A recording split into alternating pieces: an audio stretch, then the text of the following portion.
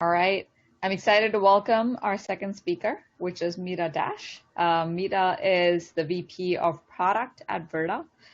She has a fantastic background building AI and ML enabled products at a variety of companies, including Appen, Figure8, Cisco, TalkBox, and CA. We're super lucky to have her at Verta, and today she'll be talking about a key piece of the ML platform, which is Model Registry.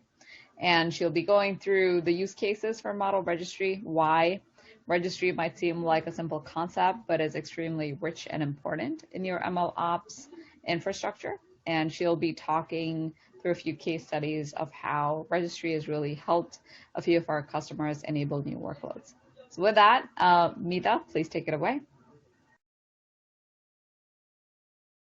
Hi folks, great to have you all here and welcome. Thanks for joining. My name is Meeta and I'm heading product at Verta and really looking forward to today's discussion. Today I'm focusing on one piece of MLOps puzzle, and that is model registry. I consider it as really critical step for MLOps in simplifying model releases and overall model lifecycle management, and we'll get into those details next. Now, the thing that we'll explore today are the following. First of all, what is model registry and how is it relevant in context to MLOps? Why do we need a registry and why should data scientists care about it? Next, what functionalities and features you should look out for a registry, and I'll share a demo of Verta model registry. And finally, we'll recap with the benefits and summary. Now, this is our view of MLOps. MLOps should deliver ML models and products faster and more reliably. And it includes critical components to help manage the entire ML and Ops lifecycle of a model. State of the MLOps today is broken. There are ad hoc processes, unfit tools, lack of best practices, and the primary reason being, first of all, data scientists and software engineering. They are quite different personas. The tool stacks that they use are different, and the current ops tooling are not really ML aware, and we're trying to fit tools that are not really geared towards machine learning, which makes the things more complicated. Today's topic is really focused on this particular challenge of connecting ML to ops. And the reason why we're talking about model registry is model registry really plays a critical role to solve this particular challenge. And if you think about what is model registry, the model registry, in a sense, is a system that allows data scientists to publish their production-ready models and share them for collaboration with other teams and stakeholders. If we step back and think about how we work as data scientists, we start with experimentation until we decide on a model to deploy. And registry really fits between experimentation and deployment phases, where you are staging your model that is ready for release and you're looking for more feedback, peer review, and then finally deploying it. And let's draw some inspirations from how we do software releases. There we have solutions like Docker Hub, we have Artifactory, PyPy, and many more such options. And if you're familiar with Docker Hub, with the container registries, developers can store and distribute images that tag different versions, everything from a single hub. You publish your, you are building and publishing your images once. That can run anywhere with a simple pull, right? Requests, and all your stakeholders, be it your QA guys, your operations, other peers, other team members, they can easily collaborate because everything is at one place. And model registry really takes a similar approach with a machine learning lens. And in the entire ML ops journey, model registry really sits in the middle. It is kind of a linchpin to make ML ops work. It connects machine learning development to operations. And that is a key reason why MLOps cannot be done right until you have a state-of-the-art model registry in place. We kind of briefly touched on what is model registry and how is it relevant in context to MLOps. Next, talk about why do we need model registry. Why is it so important? First reason is it helps streamline the ad hoc nature of experimentation. There's a lot of chaos and experimentation that happens when the model development is done, when you're doing algorithm development and training. So model registry really helps with the handoff from experiments and the phase where data scientists kind of play with different iterations to finally in the hands of the consumers. And when I'm talking about consumers, I'm talking about your peers, the software engineering team, anybody who ends up using your algorithm in context to a product. And in essence, it's one central repo where you are staging your release-ready models. And you are sharing the best work with the consumers for the validation, for peer review, to get feedback, sharing, and auditing, and finally releasing it. Another challenge that we frequently come across is how finicky ML models are. With the slightest change, even with a change in a library version or an environment variable, a model will produce very different results. And in reality, the development, QA, staging, production environments could be very different, and you don't want unexpected last-minute issues in the process. And we have heard horror stories from teams who spent weeks figuring out why their model gave a different prediction in development versus production. At the end, they found out like it's a slight change in a library or something of that nature. But it's the amount of time that is wasted in that process is something that is concerning. Now, model registry helps here because it helps software engineering teams to accurately reproduce and use the models. So when a data scientist creates a model and they hand it to the software engineering team, they have all the necessary information so the model behavior can be exactly reproduced. Now, how is it done? By ensuring you are sticking to a model spec while registering a model. So if you have a model registry in place, you can really introduce those best practices and those concrete workflows in the process. It makes sure that you are tracking all the key model ingredients in registry. And the ingredients that are important to ensure consistency are the following. Of course, you need the data, the training data that is used to train the model, configurations, all the hyperparameters and other informations. There is environment variables, so any underlying libraries that is used, all the dependencies, version numbers, etc. And then there is model code. And finally, documentation. It's again very important so your stakeholders do not end up making any assumptions. They have all the clarity on how the model is built and the underlying behavior. And even better, if everything can be easily linked back to the original experiment. And as long as experiment management system is connected to your registry, you can really link back to the specific experiment run, which is again makes registry much more powerful. Now, the second reason why model registry is critical for MLOps is it helps bring governance and control into one place. Lack of governance has serious consequences, regardless of the industry you are building products for. For example, United Health used an algorithm to prioritize patient care in hospitals based on the level of illness.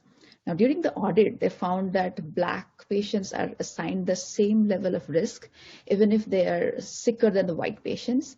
And at the end, the issue was found out that the algorithm was predicting healthcare costs rather than the actual illness, which was somehow missed during the initial rollout. And there are so many other examples like that that you'll find. And the question that has been there in everyone's mind since past year is how machine learning applications can be used for pandemic responsiveness, for things like contact tracing, symptom tracking, and more. But more importantly, how can machine learning be used in those scenarios really without undermining human rights? That is really important. And a lot of these responsibilities come back to data science and the teams who are involved in machine learning applications. And having the right controls and checks in place while building and releasing gets even more critical. After all, there is business, there is brand and human right risks. Everything is at stake, and there are severe consequences as well that we all are familiar with.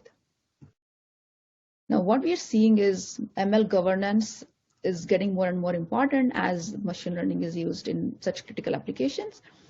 But the ML governance imposed today in many scenarios is very ad hoc. And what we need is a well-defined process and tooling for things like vulnerability scanning. You will be using so many libraries. How do you easily track and maintain a list of all the underlying machine learning libraries? Are you using NumPy, SciPy, and so on? Then scanning for vulnerabilities and not letting someone release a model unless it is cleared. That is another critical step.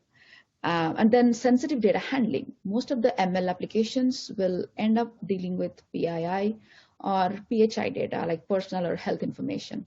And you need to ensure that they are anonymized and they are handled appropriately. How do you review and ensure there are no license constraints? Because we'll end up using so many open source libraries or other libraries, and is there any license? Who is tracking all that? How do you review, ensure that your release ready models are immutable? This is another thing that we heard more and more from teams, that we don't want teams to go and make unexpected changes. Once a model is ready for release, we want to make it immutable. So again, these are all the different types of constraints that you need to put in place to make sure that you are not only innovating with machine learning models, but also like managing all the risks and putting the right governance in place. And in many cases, these items are mostly missing from the model release process, or are extremely ad hoc and is left to data scientists to figure out, or another ops team, which makes things much more complicated, and it really slows down everything. Either we are introducing unnecessary risks or we slow down the release. And with Model Registry, you can manage model lifecycle from development, staging, and production to end of life. Also implement a formal model governance and approval process. And you may have legal, you may have business or technical stakeholders who should review and approve prior to deployment. You can track all your model libraries, run a vulnerability scanning, and introduce a check get to not release unless a model is clear to go, unless the model is completely tested and QA'd, unless it is scanned and we know that there is no bigger security threats. Now, not all models are created equal. So you can also customize your approval and release workflows based on the risk level. So you can assign different risk levels for your models, and then introduce different types of automation that fits into these different workflows. But at the end of the day, it's your company-wide model inventory that lists all your machine learning models, all their associated data, their usage, their interdependencies, and all the risk levels. So you're tracking and putting more controls around it. And finally, let's talk about a third reason why Model Registry can bring a lot of benefits. It helps enable rapid model rollouts. Now, the release handoff process between data science and deployment teams are often not that elegant. So you have your data scientists are running multiple experiments and the deployment team is somewhere else, and you are handing off a model someone in a very ad hoc basis. And instead of doing that, which kind of slows down and it's quite error prone, with Model Registry, you can introduce much more, you can just streamline that process. You can ensure that there is a central place where release ready models are added and promoted from development to staging to production. Deployment and data science teams, they have one source of truth, and that is Model Registry.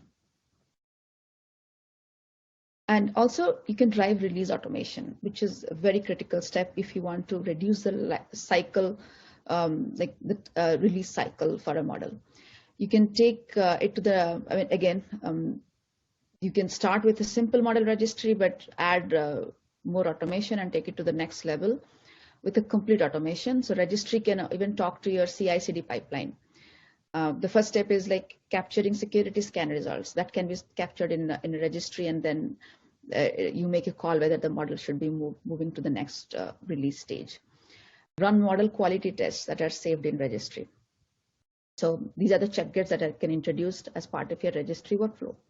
Do not allow a model to be promoted unless they pass basic quality and security tests. Build images, and the registry is the place where the images are stored.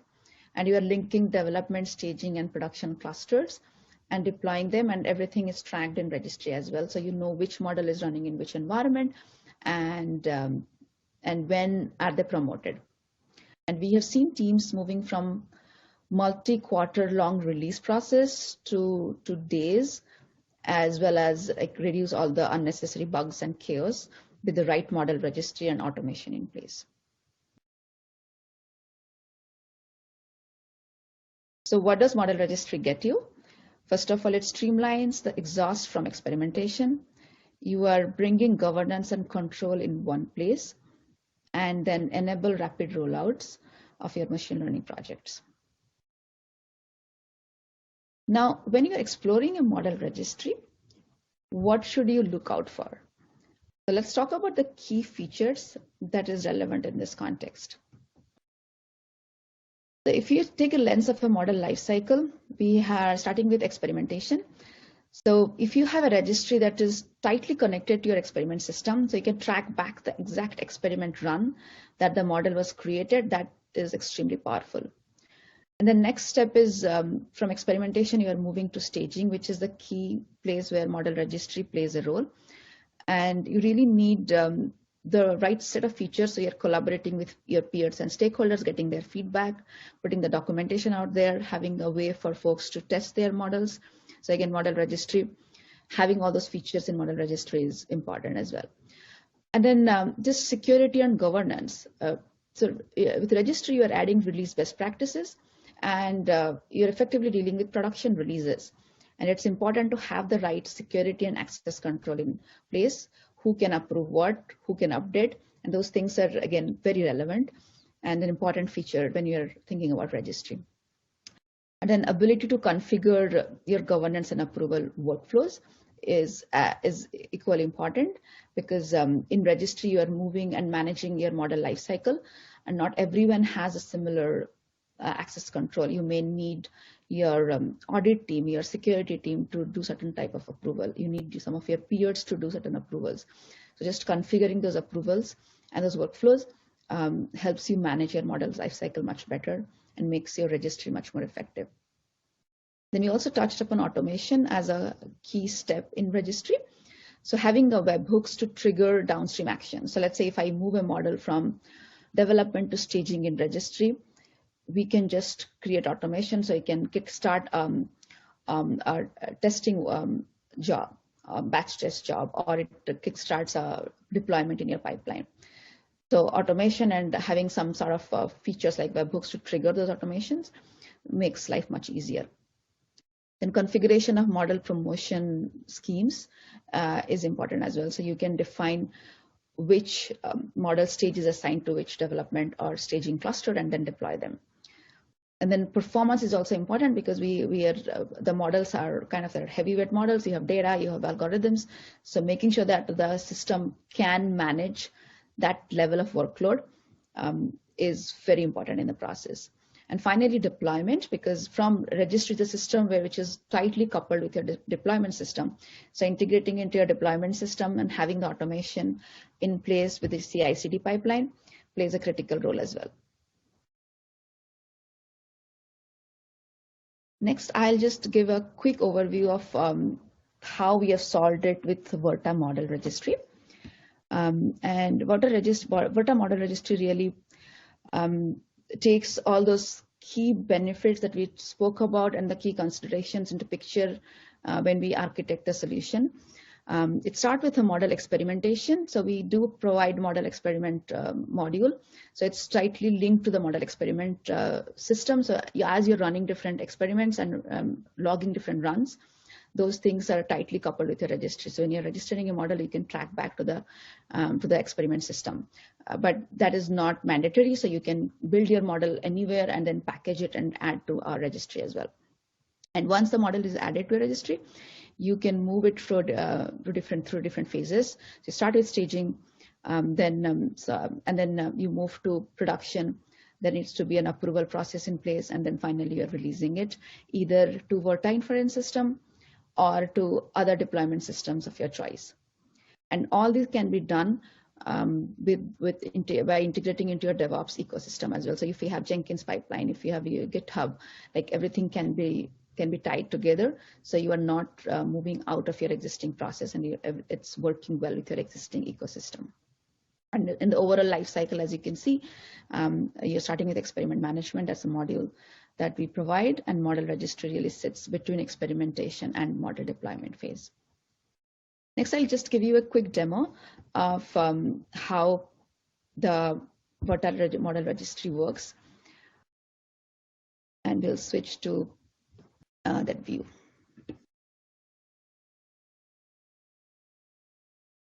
So I'll start with the notebook view. And again, I'm just using Jupyter Notebook, but you can use any notebook or client, Python client. Of course, you'll be starting with your experimentation phase. I'm not going into that, but like at Verta, you can log your experiment, but it can be Verta or any other experiment management system. The idea is you're logging a bunch of experiments, then you're retrieving the best run, right? So from all your experiments, you're deciding that this is the best run and I want to release this model. And I'm using value accuracy. So if from all the runs, I want to choose a model that has the highest accuracy. And then training on a full data set, then calculating the accuracy score, which looks great. And that's when I'm going to register. So the first step is registering my best performing model to model registry. So I'm logging a registered model, a name and a version. In this case, it's V1. And so you're registering and then you are staging. So you're moving your model from development to a staging area so it can be tested. And again, you can use tags to assign different stages. You'll have an approval workflow in place, which I'll go into next. And then the model moves from development to staging. And then finally, you have hooks in place where you are tracking whether a model is available in staging or not. If yes, then let's deploy it to a staging cluster. And then once the model passes certain tests, then you move from staging to production. And everything could be automated through APIs, or you can use a UI if you're more comfortable with web app. And how it appears in the web app is something on similar lines. So you have if you go to registry, you'll see a list of all your models that has been registered in one place. And you go to this particular model and you'll have all the documentation, you have descriptions, you can tag, you can add collaborators, and then you can track all your model versions in one place. So in this case, I have 3 different model versions, and I have a model in production, 1 in staging, and 1 in development. And if you go to the model in production, the point that I was talking about deep linking with your experiment management system, you can actually go back to the specific experiment run that was used to log that model, and the project, as well as more details about the registered model. So all the attributes, all the environment variables, you can track all the artifacts and packages as well in one place. And we spoke about safe deploys, we spoke about scanning, and so you can actually scan your package and maybe you can link it to your scanning software, and then gives you the indication whether it passes the basic security scans. This also links to your deployment system. So in this particular scenario, I have deployed it to Verta Inference, so you can link and see where exactly is the model deployed. And we also spoke about having an approval workflow. So this is the place where you can move a model from one stage to from production to maybe end of lifing it, and also maintain a list of activities, who has approved when the model was moved from development to staging to production. So there is one place we are tracking and ensuring that you have the right approvals in place. And then finally, we also heard from a lot of teams that model registry, when you're registering a model, once it is done, it needs to be immutable, so nobody can go and make surprise changes. And that's why we have introduced this feature, which introduces additional locking system. So once a model is registered, you don't need everyone to go and update it. So you can actually decide to make the model closed. So once this is done, nobody can go and make updates to the artifacts. And that creates another additional level of constraints to manage any kind of human error and other risks. And anytime you want to make an update, you are registering a new model. So hopefully that gives you quick overview on how model registry works in Verta and what are the key functionalities. We'll then quickly switch to the slides and we'll close out the session. So just to recap, model registry is the linchpin for MLOps. And if you think about MLOps, MLOps is about shipping ML products faster and more reliably. And handoff from ML to ops is extremely slow, frustrating, and error prone at the moment. And registry really helps fix this.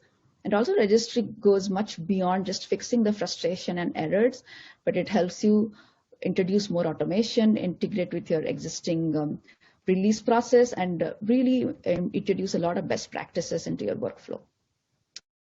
So really, I'm happy that we are discussing about model registry today. Please, if you're interested, sign up for a free trial and play with Verta model registry as well. You can go to trial.verta.ai and sign up. You have access to the whole platform, but model registry is a key piece that you can play. And I really want to thank you for your time today. And you can get in touch with me. My email ID is here. Awesome. Thank you.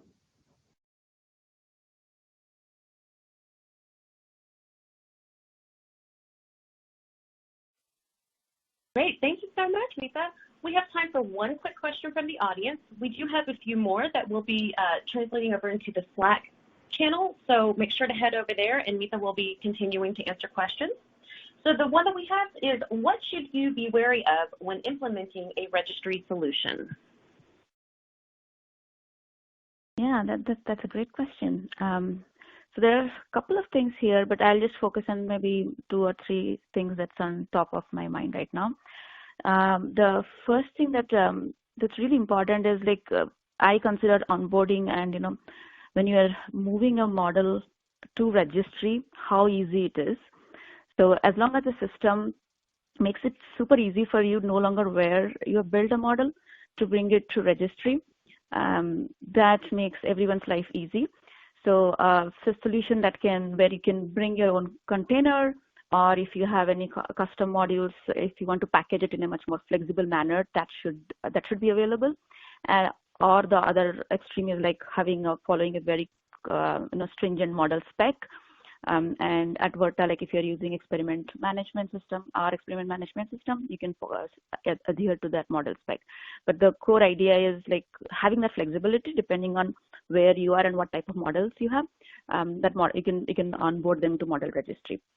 And that also makes it easier for everyone to deploy it in different formats. Like if you're deploying in Spark, in SageMaker, if you're using Verta inference, or if you're using deploying into it in a streaming manner. So that's number one, how easy it is to onboard your models to registry. The other thing that I think is very important is in registry, in addition to introducing governance, it's again, I had mentioned in the presentation that the automation is really important.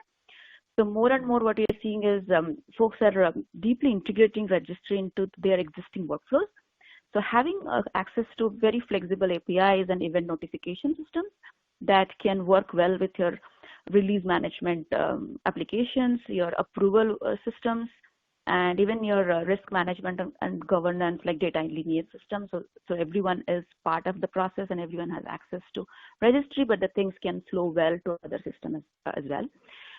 It also makes automation and that process much more streamlined.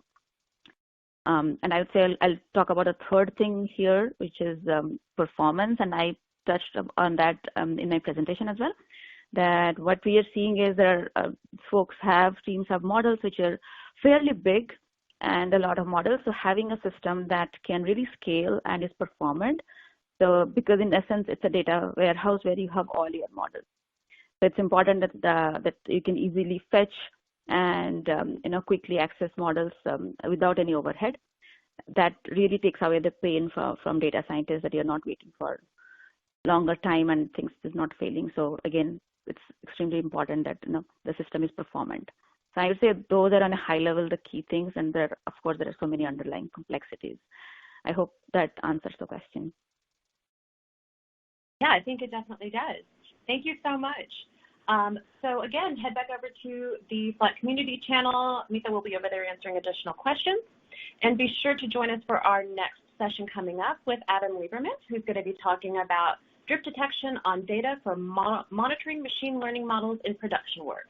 We look forward to seeing you there. Thank you.